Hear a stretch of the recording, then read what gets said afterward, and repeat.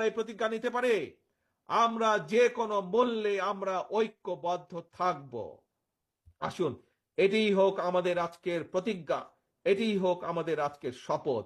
এবং আমাদের দ্বিতীয় শপথ হচ্ছে যে কোনো মূল্যে ঐক্যবদ্ধভাবে বাংলাদেশের জনগণকে সামনে নিয়ে আমরা দেশকে পুনর্গঠন করব। আবার কি ভাই, দেশকে আমরা পুনর্গঠন করব? কি দেশকে আবার পুনর্গঠন করব? ইনশাআল্লাহ। এই হোক আমাদের প্রতিজ্ঞা।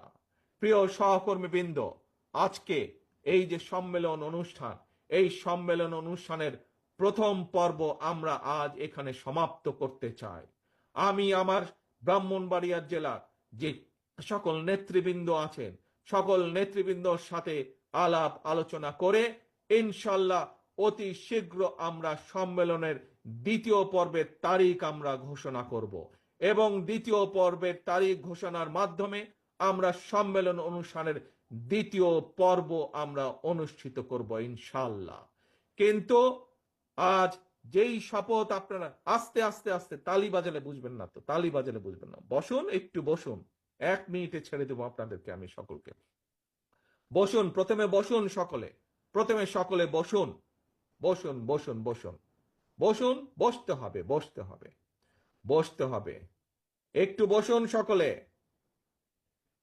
আমরা কি প্রতিজ্ঞা গ্রহণ করেছি? প্রথম 1 নম্বর প্রতিজ্ঞা, ঐক্যবদ্ধ থাকতে হবে। কি সকলে ঐক্যবদ্ধ আছি? আমরা সকলে ঐক্যবদ্ধ আছি ইনশাআল্লাহ। আমরা সকলে ঐক্যবদ্ধ আছি। মনে রাখতে হবে, ঐক্য ঐক্য ঐক্য, ঐক্য ছাড়া কোনো কাজ আমরা সফল হতে পারবো না। এবং আরেকটি গুরুত্বপূর্ণ বিষয়, সেটি হচ্ছে যে কোনো মূল্যে আমাদেরকে জনগণের পাশে থাকতে হবে, জনগণকে সাথে রাখতে হবে।